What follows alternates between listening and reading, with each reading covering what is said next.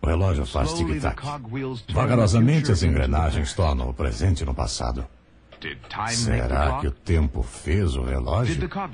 As engrenagens fizeram o relógio?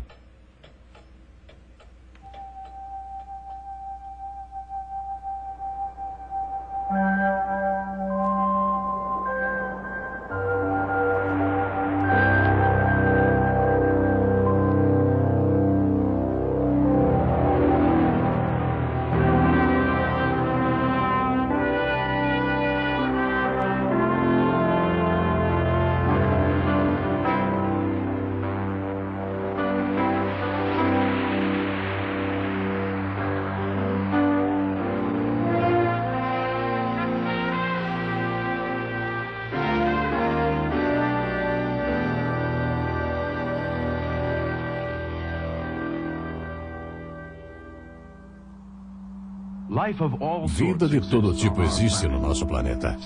Algumas formas são tão pequeninas que poderiam nadar facilmente dentro do furo de uma agulha. Porém, mesmo essas criaturas de uma única célula são incrivelmente complexas. Cientistas descobriram que elas são constituídas de bilhões de átomos num arranjo intrincado. Mas o que lhes dá vida e lhes torna capazes de se moverem, de se reproduzirem? Um ser humano consiste de trilhões de células. Esse grupo de átomos e células altamente organizados possui capacidades incríveis. Está vivo, sente felicidade, sofrimento e amor. E discrimina entre beleza e feiura e distingue entre o bem e o mal. Como isso acontece? Como pode uma mera aglomeração de átomos realizar tais atos incríveis? Vamos sondar a fundo as partes mais elementares de nossos corpos, as células. Esse modelo nos mostra o núcleo, uma parte muito importante. Mais tarde vamos falar mais a respeito dele. Toda criatura viva e maravilhosa da nossa Terra é constituída de células complexas.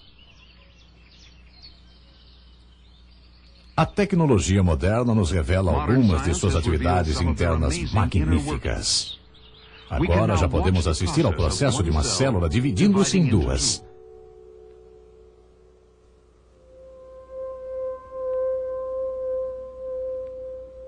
Incrível, não é mesmo?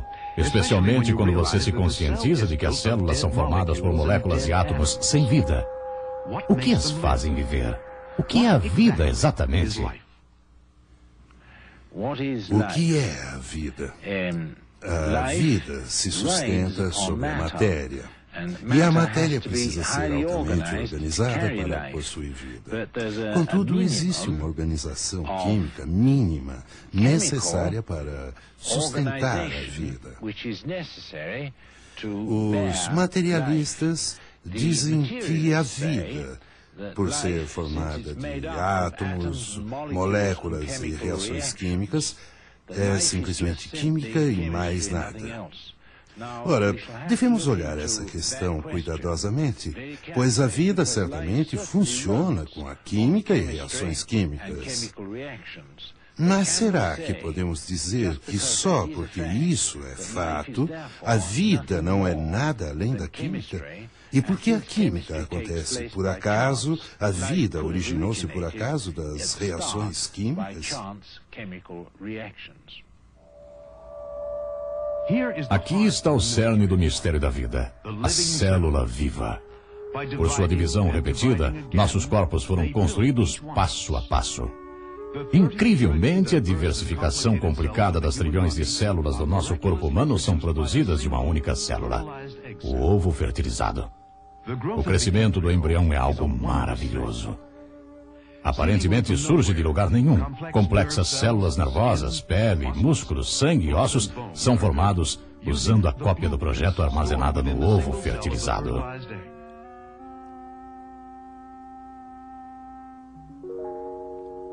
Chegou o momento do nascimento. Uma fantástica série de eventos complicados acontece. Cada um perfeitamente cronometrado para produzir a mais fascinante de todas as conquistas.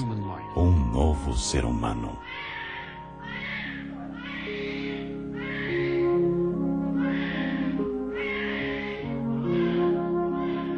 Temos um nascimento incrivelmente complicado, tecnicamente preciso, uma maravilha de partes em crescimento, vivas e integradas. Então, como alguém pode afirmar que a vida é meramente uma questão de química?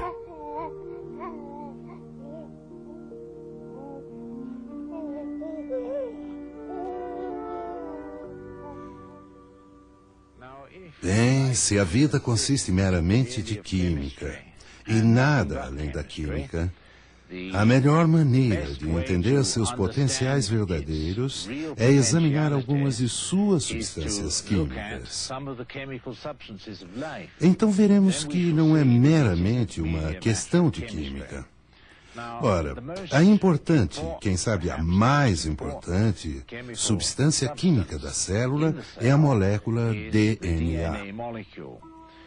A molécula DNA é uma molécula química muito comprida que contém toda a informação que faz a vida ser o que é.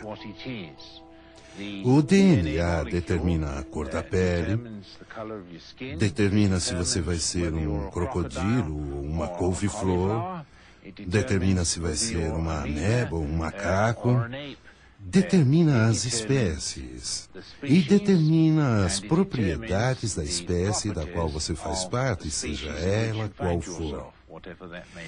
Ora, como o DNA faz isso?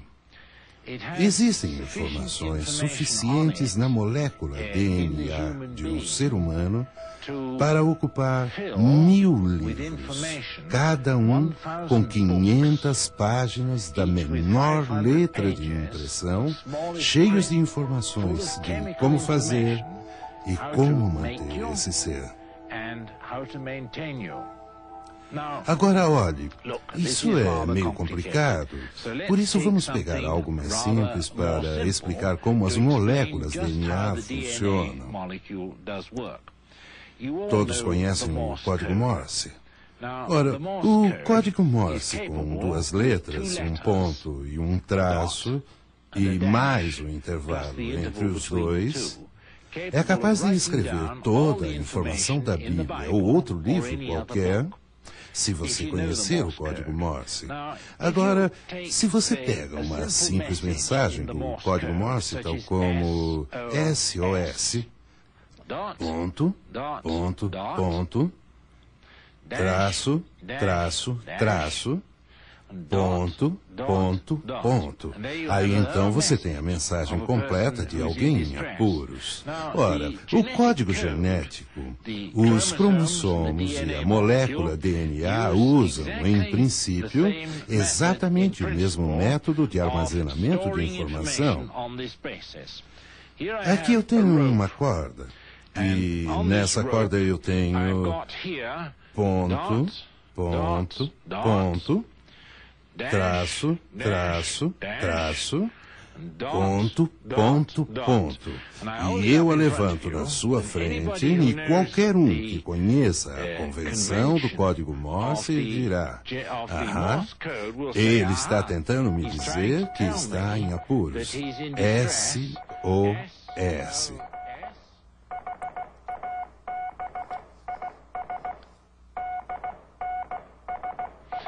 Ora, eu poderia usar qualquer outra sequência que quisesse e poderia usar muito mais corda para pôr em sequência. Vamos dizer o Salmo 23, o Senhor é meu pastor, e vocês todos poderiam simplesmente escrever nessa base usando uma corda assim. Agora, o DNA não consiste de uma única corda, mas ele consiste de 2 cordas e elas correm paralelamente numa forma espiral. E presas entre elas existem 4 letras, as 4 letras do código genético. E aquelas 4 letras do código genético são simples substâncias químicas.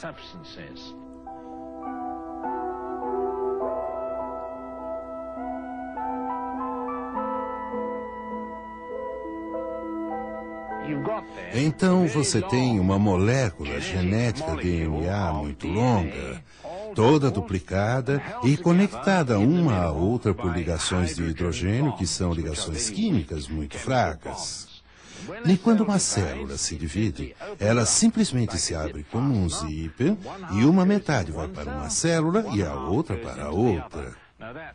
Ora, isso é um mecanismo formidável de se ver, pois significa que pode-se reproduzir a informação de 1000 livros com 500 páginas de informações na menor letra em um sistema assim em aproximadamente 20 minutos.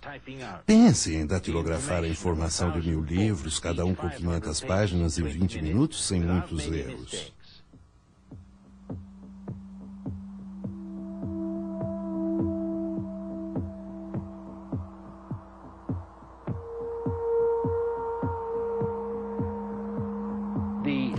A segunda coisa mais importante com respeito a isso, citada no livro da vida, é que as moléculas têm a capacidade de lerem a si mesmas. Ora, quando escrevemos um livro, nós precisamos de que alguém o leia, mas a célula não. A célula, em primeiro lugar, cria o que é conhecido como os ribossomos. E esses ribossomos são proteínas complicadas que montam esse caracol duplo que chamamos de moléculas DNA. São eles que as montam. E ao montarem os segundos espirais, eles sentem as informações. Nós podemos ler isso com nossos olhos e podemos senti-los com nossos dedos. Então temos duas maneiras para ler esse livro do nosso jeito de fazer isso. Mas na célula, o ribossomo monta a segunda estrutura e enquanto tateia onde está, lança fora as proteínas escritas na linguagem química para formar você. Bem, a informação contida no DNA não está escrita nas moléculas que formam aquele cordão. Pode acreditar.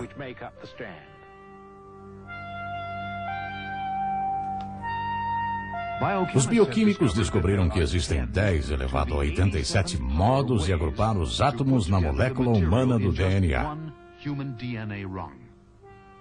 De acordo com a teoria da evolução, essa molécula fantasticamente complicada, que é só uma pequenina parte da célula humana, veio a existir por acaso com o tempo, por meio da experimentação. Será que isso pode acontecer na prática? O problema é que só existe uma combinação das 10 elevado a 87 maneiras em que isso funcionaria para a reprodução. Lembre-se que 10 elevado a 87 significa 10 com 87 zeros.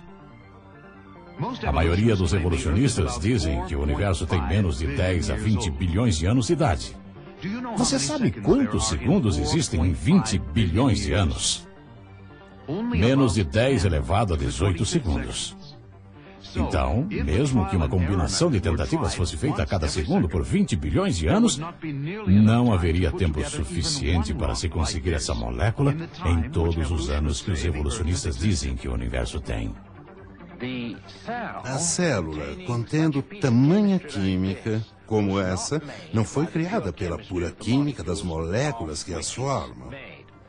Portanto, eu creio firmemente que existe um autor que transcende o material da matéria dos quais esses cordões foram formados, que primeiramente criou a informação necessária para formar uma célula, então nela escreveu, aí então impôs nela um mecanismo de leitura e execução que a própria célula constrói a partir das informações que o autor nela armazenou na criação.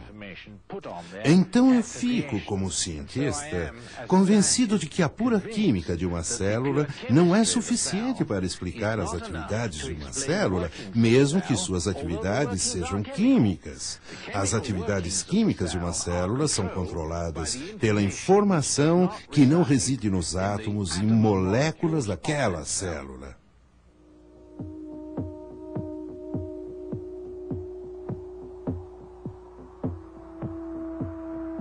Em Gênesis diz: No princípio, Deus criou.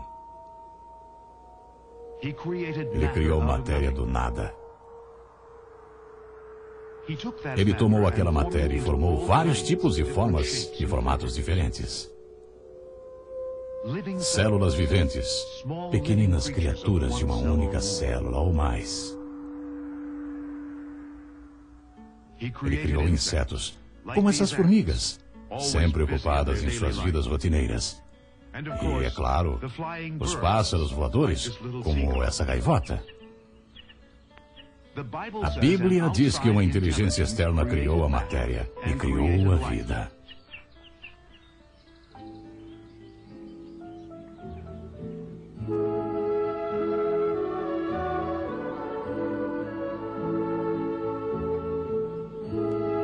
Durante a Idade Média, alguns povos pensavam que os seres vivos frequentemente surgiam de matérias mortas e sem vida. Por exemplo, pensavam que os sapos surgiam do lodo e da lama num brejo e que os vermes surgiam de carne em decomposição. Essa ideia de conto de fadas era chamada geração espontânea.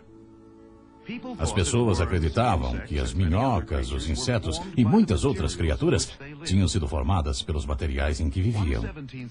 Um cientista do século XVII tinha uma receita para criar ratos pela geração espontânea. Ele recomendava pegar uma camisa imunda e suada e então adicionar trigo. Então, depois de deixar essa combinação cozinhando por 21 dias, você descobriria que do suor e do trigo surgiriam ratos. Em 1668, um italiano chamado Redi quis saber se a carne realmente era a fonte dos vermes encontrados em carne podre. Ele fez algumas experiências nas quais ele provou que carne podre não tinha vermes, a menos que as moscas pousassem nela. Mas poucos lhe deram atenção. Foi o famoso cientista francês Pasteur que mais tarde provou conclusivamente que seres vivos nunca aparecem de matéria morta e esterilizada. Em outras palavras, vida sempre surge da vida. Os cientistas estão tão convencidos disso que eles já instituíram isso em forma de lei científica, a lei da biogênese. Porém, o evolucionismo naturalista é baseado na ideia de que a vida teve origem espontânea de matéria sem vida. Isso é acreditado, mesmo quando nenhum exemplo sequer já foi observado desde o nascimento das observações científicas.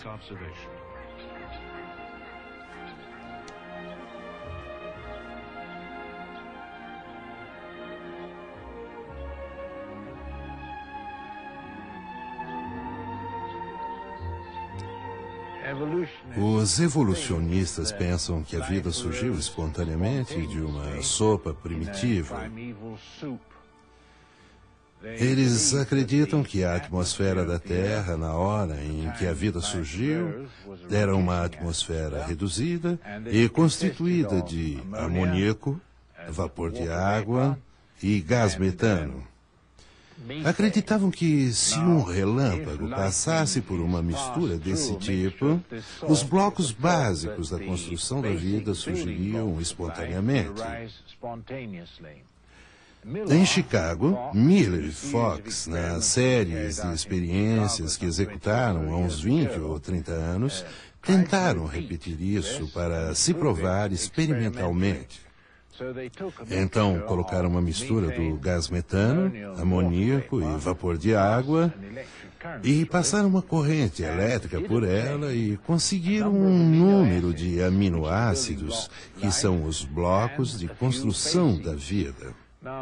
Ora, pensavam que esses aminoácidos iriam mostrar que a vida, ou os precursores da vida, surgiriam espontaneamente sob tais condições.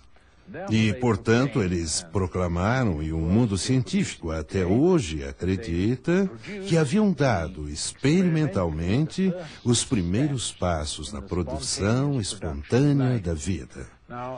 Porém, será esse o caso? Bem, não há dúvida que eles produziram aminoácidos. Contudo, será que esses são os aminoácidos que podem ser usados para a vida? A resposta é um notável não, porque a vida necessita dos aminoácidos do tipo esquerdo exclusivamente, e não os do tipo direito para produzir suas proteínas. Considerações semelhantes se aplicam na produção de moléculas do DNA que necessitam ter exclusivamente moléculas direitas e não esquerdas. Ora, a vida não poderia usar essas misturas porque a química estéril não é correta. Notoriamente esse é o caso, porque como eles produziram uma mistura racêmica, a vida não poderia surgir espontaneamente numa sopa primitiva desse tipo. A química estéril está errada.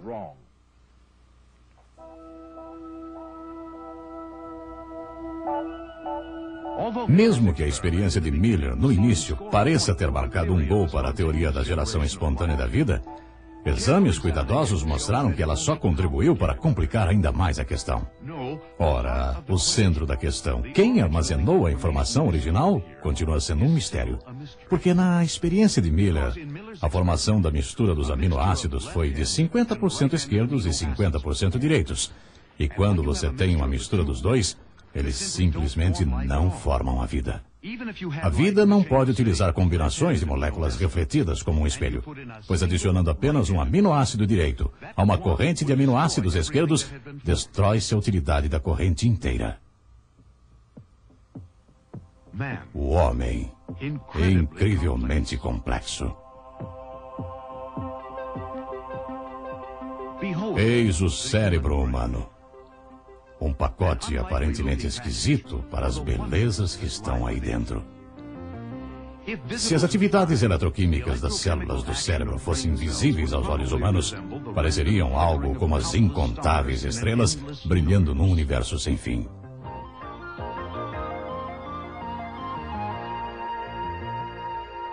As células do cérebro, as 10 a 100 bilhões delas, formam trilhões de interconexões.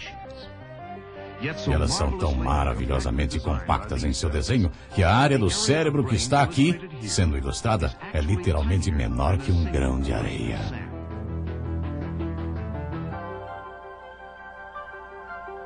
Cada centímetro cúbico do cérebro contém pelo menos 100 milhões de células nervosas interconectadas por 15 mil quilômetros de fibras.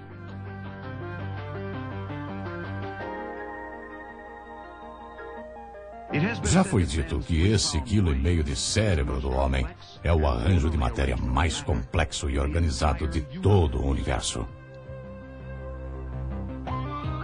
Seu potencial e capacidade é estonteante, desafiando a imaginação. Será que tal maravilha pode simplesmente evoluir por acaso, com o tempo em processos naturais? A Bíblia diz que quando contemplamos a natureza, simplesmente por esse fato isolado, nossa mente pode concluir que há um Deus. Então, contemple. E contemple cuidadosamente.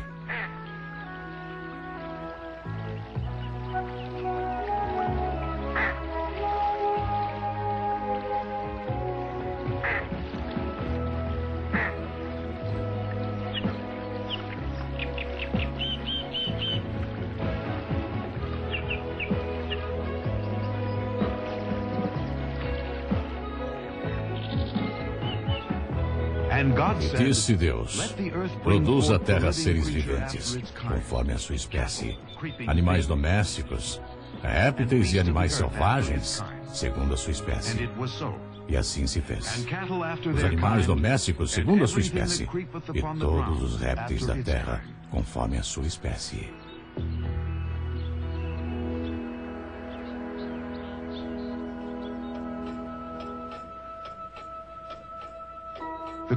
O relógio faz tic-tac. Assim como as substâncias químicas que possuem vida, as engrenagens se movem. Lentamente, elas tornam o presente no passado. Quem fez o relógio? Quem sabe a única explicação lógica é que foi alguma inteligência fora do relógio. Um relojoeiro. Pense a esse respeito.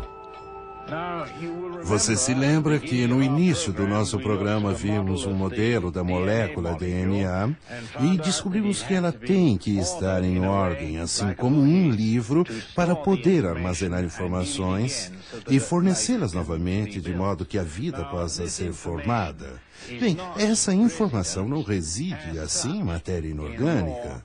Portanto, nós cremos, e temos fundamentos científicos para isso, como vimos, para acreditar que existe uma injeção de informações em uma matéria para produzir uma estrutura cheia de informações como essas. Isto é, há um ato de criação instruindo a matéria em como construir uma célula. Portanto, o homem que acredita na criação não fica nem um pouco perturbado se um bioquímico consegue num laboratório pegar as menores partículas de terra, o pó da terra, a química da terra e com seu espírito organizar e trazer à vida um vírus ou, quem sabe, com o decorrer do tempo, uma célula primitiva. Para realizar isso, ele está injetando inteligência em uma matéria. Ora, quando vemos a beleza da natureza ao nosso redor, aqui está uma pequena flor. E quando nós nos conscientizamos que tudo cresceu de acordo com informações injetadas das matérias, segundo o que temos verificado, só nos resta ficar de boca aberta, pasmos e admiração pela sabedoria do Criador, que primeiramente teve o bom gosto de criar tudo tão lindo e também teve a capacidade técnica de fazer isso. E eu fico cheio de admiração ao contemplar a natureza ao meu redor, ao ver como Deus fez tudo tecnicamente e mostrou a beleza de seu próprio espírito ao fazer isso.